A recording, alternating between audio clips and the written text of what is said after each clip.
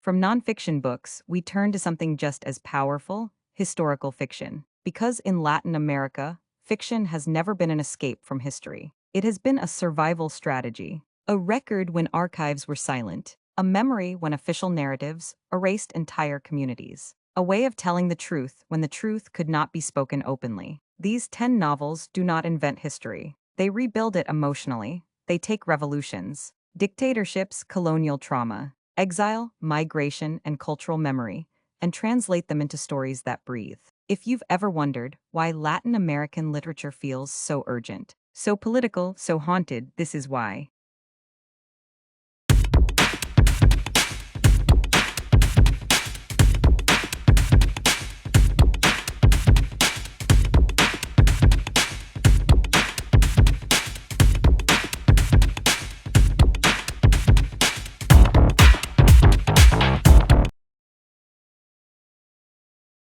Book 1, History as a Cycle, 100 Years of Solitude, Gabriel Garcia Marquez. This novel is often described as magical realism, but that label hides its historical core. Macondo is not imaginary, it is Colombia. It is Latin America. It is a place where civil wars repeat, power forgets its victims, and memory dissolves into myth. Through the Buendia family, Marquez shows how history doesn't move forward neatly. It circles, erases itself, and returns. What makes this book essential is how it encodes real historical events, like political violence and foreign exploitation, into narrative repetition. History here is inherited, not resolved. Remembered, then forgotten, then lived again. This novel teaches us that, in Latin America, forgetting can be as dangerous as remembering. Book 2, Family as Political Archive. The House of the Spirits, Isabel Allende. If Marquez shows history as a cycle, Allende shows it as something that enters the home. This novel traces generations of a family against the backdrop of Chile's political transformation and authoritarian violence. What makes it powerful is how history appears not just in public events, but in marriages, silences, loyalties, and betrayals. Through women's voices especially, the novel reveals how political trauma reshapes domestic life. Dictatorship is not abstract here, it is intimate. This book reminds us that history does not end at the palace gates. It lives in kitchens, bedrooms, and memories passed down in whispers. Book 3, Inside a Dictator's Shadow. The Feast of the Goat, Mario Vargas Llosa. This is one of the most unsettling novels ever written about power. Set during and after the dictatorship of Rafael Trujillo in the Dominican Republic. This book exposes how authoritarian regimes sustain themselves, not just through fear, but through complicity, silence, and routine obedience. What makes this novel extraordinary is its refusal to simplify. Victims, perpetrators, and bystanders all exist in moral tension. History here is not heroic, it is compromised. This book forces us to confront a difficult truth.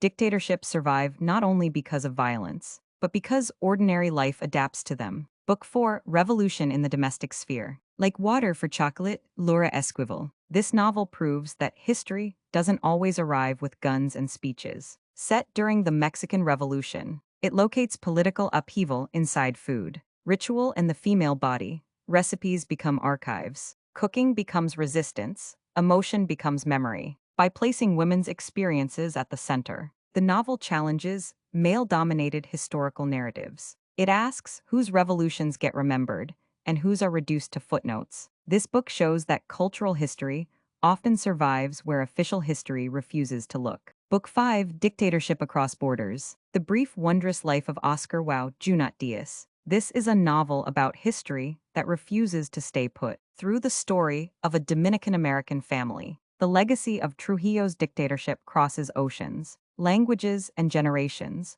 The past here is not over, it migrates. What makes this book essential is its linguistic hybridity. English, Spanish, slang, and footnotes collide, reflecting how diasporic identity reshapes historical memory. This novel reminds us that Latin American history does not end at national borders. It follows people wherever they go.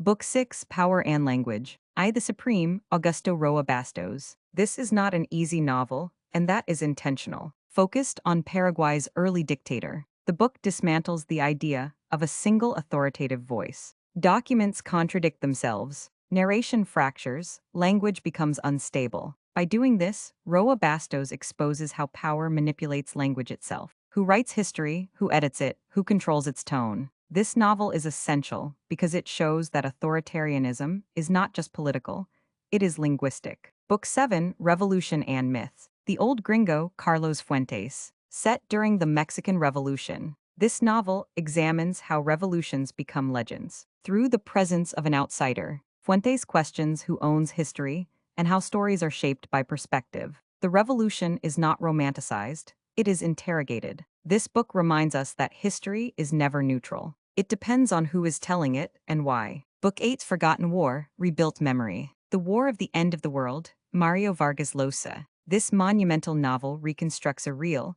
but often overlooked conflict in Brazil. What makes it extraordinary is its refusal to simplify fanaticism. Poverty or state violence, every side is flawed. Every ideology collides with human cost. This book shows how historical fiction can resurrect forgotten histories and force them back into national consciousness. Book 9, Revolution and Exile. Dreaming in Cuban, Cristina Garcia. This novel explores how the Cuban Revolution fractured families across ideology and geography. What makes it powerful is its generational structure. Each character remembers the revolution differently, proving that history is never singular. This book reminds us that exile does not erase history, it transforms it. Book 10, History as Obsession. The Shape of the Ruins, Juan Gabriel Vasquez. This is a modern historical novel about assassination, conspiracy, and national trauma in Colombia. It asks why unresolved violence continues to haunt societies, and why some histories refuse to stay buried.